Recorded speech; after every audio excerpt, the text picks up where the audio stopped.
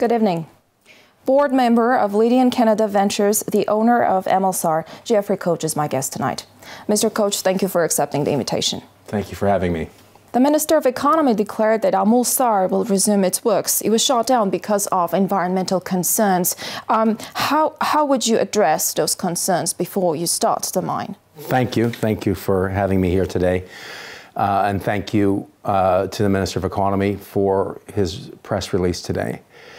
To deal with the environmental concerns off the bat, it's probably been the government's, rightfully so, #1 concern. Both labor and environmental have been the two primary discussion points for the past 3 years. And what I would say is we've come out to a program where the owners, the current owners, will operate Lothian to the absolute highest environmental world standard. We do that anyway. The operations we do all around the world are always to the highest environmental standard. But we've spent the last 3 years working with government and various government agencies to ensure that everybody understands how we will be good operators and how we will treat the environment with respect. And there's quite a comprehensive program run by your government with what we call an ESIA, which is effectively an environmental study, where we study all parts of the environment and how to work with the environment and how to treat the environment with respect as we operate a natural resources project. So you obviously managed to convince the government that it's going to be safe, but experts and environmentalists believe that the mining process in MLSAR close to the resort town of Ջերմուկ will harm the local ecology and could even pollute Lake Sevan, Armenia's largest source of fresh water. How would you soothe these concerns for those who are watching? We won't soothe them, we won't pollute, right? There'll be no soothing. It's about natural resource projects have to live together with communities, and oil and gas and mining exist globally along with communities sustaining with those projects. So it's about treating the environmental concerns properly, and it's about having the right experts. I am not one of those experts. We have tens and tens and tens of experts who study every aspect of mining to ensure that as we operate, while we operate, we don't pollute, we don't damage the water basin, we don't damage flora and fauna, we don't hurt animals, and we, practically have the least amount of dust for the community of Ջերմուկ, so that we operate as good corporate citizens. And by the way, this is not new to the mining world. This exists all over the world, Australia, Canada, all over Africa, parts of Europe, Asia, China. Communities need to coexist with mining, and we, particularly Orion and Cisco, the 88.5% owners now, the Republic of Armenia owns 12.5%. The owners of this project do it to the highest global standards. Mr. Coach, so you guarantee that the mine will be operating safely? I guarantee the mine will be operating safely. Lothian International was a major taxpayer before it shut down. How much annually will the mine contribute to the state budget through taxes and royalties? Depends on gold price, is the honest answer. We believe, and we had a study done by PwC, we believe we'll be the largest taxpayer in the country directly, and that comes both through a royalty program, which is at the very top of the accounts, and then comes through global taxation, corporate taxes, at the bottom of the accounts. So with the combination of the royalties and the corporate taxation, in addition, we'll be employing 700 to 900 Armenians, employees, which also pay taxes, which also we pay payroll taxes on. The benefit is tens and tens and tens of millions of dollars. I don't want to give the exact number because it does depend on where the gold price is and how profitable we are. But over the life of mine, over the decade, it is hundreds of millions of dollars to the Armenian state. And that I can say very sincerely. So what's the bottom line one more time? Will your company bring more financial input or ecological harm to the country? We certainly will not be bringing ecological harm. We will coexist with the communities and the environment, and we will bring significant economic benefit to Armenia. We certainly hope so.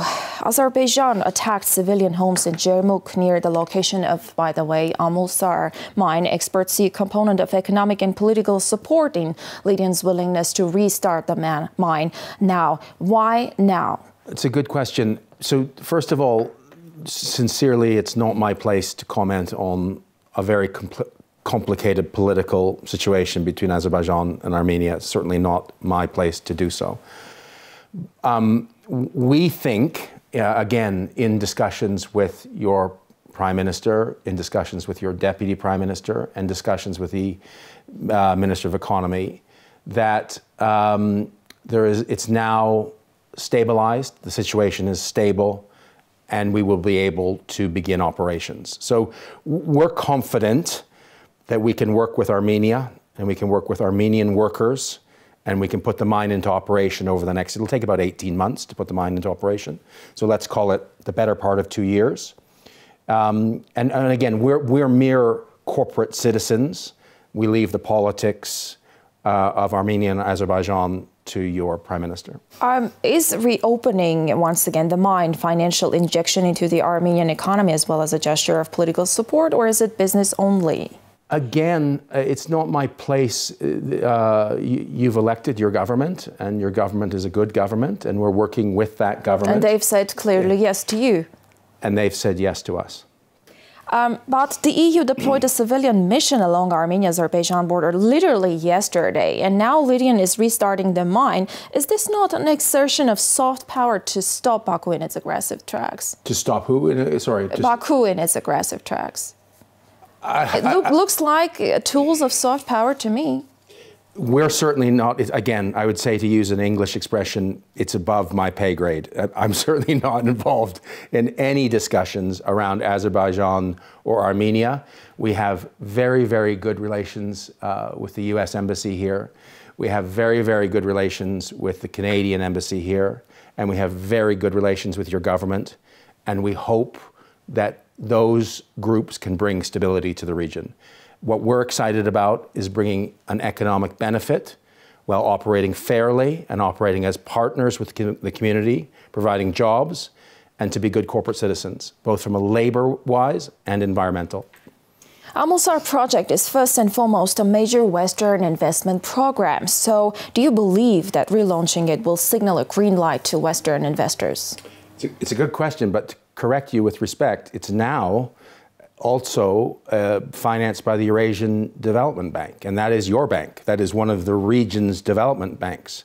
So a certain amount of capital, we're talking about probably a circa $100 million, will be local. And then there may be additional local financing from domestic banks. So just to correct you slightly, I mean, we have now structured an arrangement where local finance is involved, and the returns will come with that. So I think we've got the right structure now where, yes, there is foreign capital. We are American and Canadian, primarily North American capital, some European, but primarily America and Canada. And yes, with the success of this project, I can see it being an example for investment in Armenia. Absolutely. Is Armenia an investment-friendly country? You've been having certain troubles here. I mean, the process was quite prolonged. You had to wait for about 3 years until you got this push forward. And so what do you think of the Armenian investment field? And you're still here, by the way.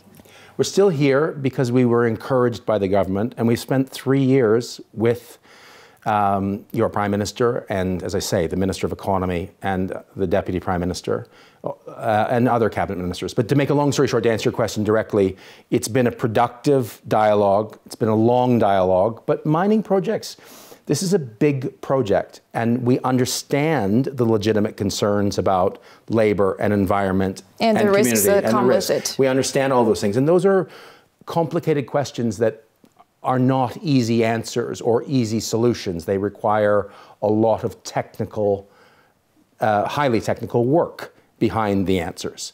And that's what's taken 3 years. Has there been much bureaucracy? No, I would say no.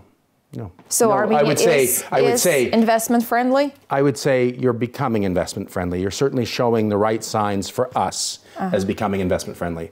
The Minister of Economy has indicated that you've never been so busy. I mean, as a country, you've never had so much interest from foreign investment. So I would say I have no complaints, meaning where we are today is a good place for the capital that we historically put in the country, the capital we're going to put in the country, and the business we're going to build together, with the Armenian people being owners of 12.5% of the business. Would you recommend other investors to come and invest here? Yeah, I think this is a government you can work with. It's a country that needs investment, and so when countries require investment, it usually works. But again, that foreign investment should bring education, healthcare.